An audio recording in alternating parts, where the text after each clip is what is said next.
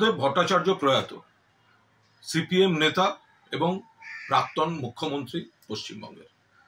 গভীর শোক প্রকাশ করছি, প্রণাম জানাচ্ছি তাকে। তার স্মৃতি অটুট থাকবে। তার কিছু নীতি, তার কিছু পদক্ষেপকে কখনো সাংবাদিক হিসাবে, কখনো রাজনীতির মঞ্চ থেকে কড়া সমালোচনা করেছি। বুদ্ধবাবু সঠিক ভাবনা কিন্তু ভুল প্রয়োগ কৌশল, এর জন্যই ট্র্যাজিক নায়ক হিসেবে বাংলার ইতিহাসের পাতায় চিরদিন তার উল্লেখ থাকবে।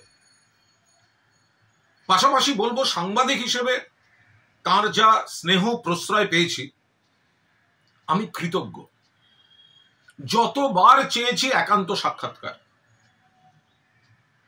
এবং সেগুলি কখনো আকাশপথে প্লেনে পাশের চেয়ারে বসিয়ে, কখনো রাইটার্সে, কখনো বিদেশের মাটিতে, সিঙ্গাপুর বা ইন্দোনেশিয়ায়, কখনো আবার আলিমুদ্দিন স্ট্রিটে, কখনো তিনি রাজস্থানে সেখানকার মুখ্যমন্ত্রীর আমন্ত্রণে বসুন্ধরা রাজে সিন্ধিয়া তিনি ব্রেকফাস্ট মিটিং এ গেছেন, সঙ্গে একমাত্র সাংবাদিক আমি সুযোগ পেয়েছি, বাকিরা গেটের বাইরে। এই বারবার যে প্রশ্রয় দেয়া, ভালো ভালো ইন্টারভিউ,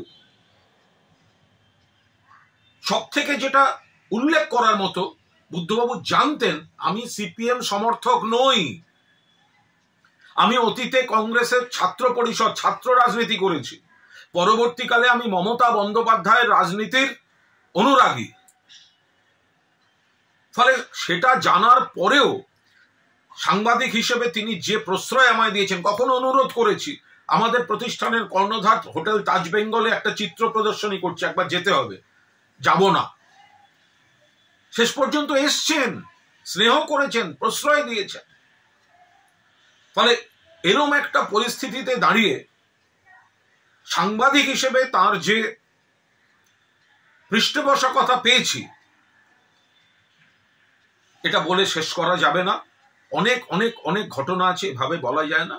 মনে পড়ছে যে বিরোধিতার জায়গাগুলো, সেগুলো যেমন বাস্তব, আবার তার যে স্নেহ পেয়েছি সেটাও বাস্তব। কিছুদিন আগেই মীরা ভট্টাচার্যের সঙ্গে দেখা হয়েছিল একটি অনুষ্ঠানে। বললাম, বুদ্ধবাবুকে প্রণাম জানাবেন, কেমন আছেন উনি, সুস্থ হয়ে উঠুন।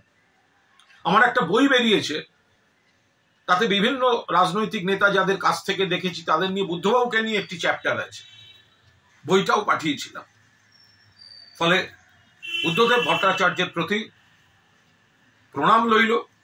রাজনীতি, প্রশাসক, দলের নেতা, সাফল্য, ব্যর্থতা, ভূমিকা, তার মূল্যায়ন চলতে থাকবে, তার ইতিবাচক নেতিবাচক দিক থাকবে।